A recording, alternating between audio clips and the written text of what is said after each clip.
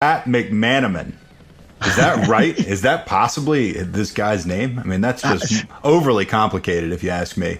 Anyway. What heritage do you think McManamon is? I don't know. It sounds like a fake name. Sounds like something you'd put on an ID trying to buy beer when you're like 14.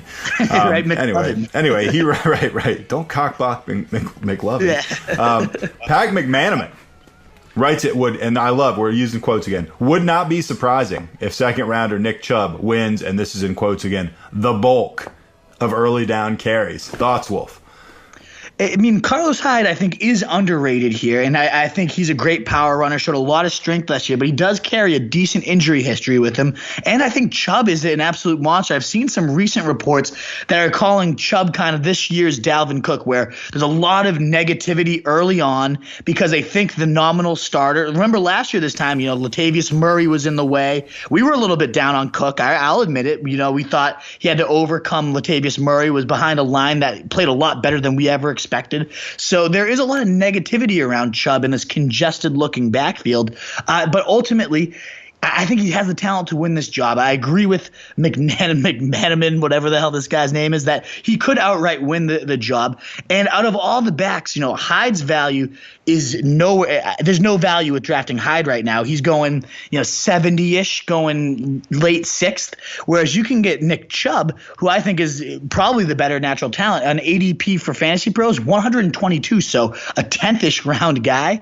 I think the upside's definitely there. This was a backfield that originally I was saying, not great to attack, kind of disgusting committee base. We know Duke Johnson's going to be the receiving guy, but Chubb ultimately could just outright steal that job. A strong offensive line and offense that we've talked about could be in line for a historic turnaround. Maybe not on the level of the Rams going from worst to first of last year, but I could see the Browns being a top 10 offense in the league this year with Tyrod Taylor, Jarvis Landry, Josh Gordon head on straight. I mean, those guys are going to be able to move the ball behind a great line with more red zone scoring chances. If Chubb takes that early round job, he's going to be a steal at 122. So I give him a fair shot. I'll give him about 50-50 shot. They put a lot of money into Hyde, so I bet you he opens the season as or at least opens training camp as a starter. But Chubb definitely has the upside to steal that job, and at 122, value's 100% there. How excited are you for Hard Knocks, by the way? I'm actually pretty excited for Hard Knocks, and I'm not always excited for Hard Knocks, but I really am. I just want to say a couple things. First of all, take it easy on the whole Browns could be a top 10 offense thing. You buy into this bullshit every year, and I admit I'm more intrigued.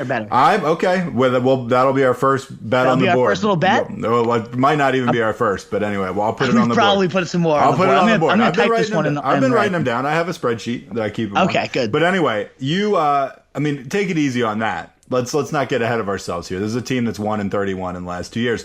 Second of all, and I'm calling Pat McManamon out right now on the podcast. Pat, this is just like a nothing statement. You're writing, it would not be surprising if second rounder Nick Chubb wins the bulk of the carries. You're just covering your ass, McManamon. You don't know shit. Right. You don't know shit about this. Like, take a stand. Would not be surprising. So Chubb busts out in the second half of the season. You'll be like, yeah, I'm not surprised. Like, give me a break. Take a stand. Say what you want to say. Like, McManamon, this is nothing. I agree with you that Chubb's value in the 8th, 9th round, I find that more intriguing than these other guys much, much higher, because I could see something like that happening. I would actually probably go the route of not drafting Chubb and trying to pick him up early in the season on waivers, because I don't think he's going to get much early on.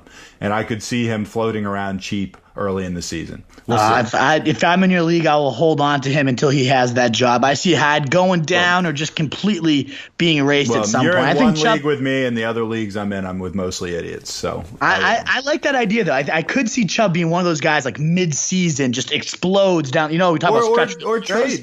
Somebody's going to pick him up like you, and you hold on to him or whatever, trade for him in the third week because he's not going to have done anything, and get him on the cheap.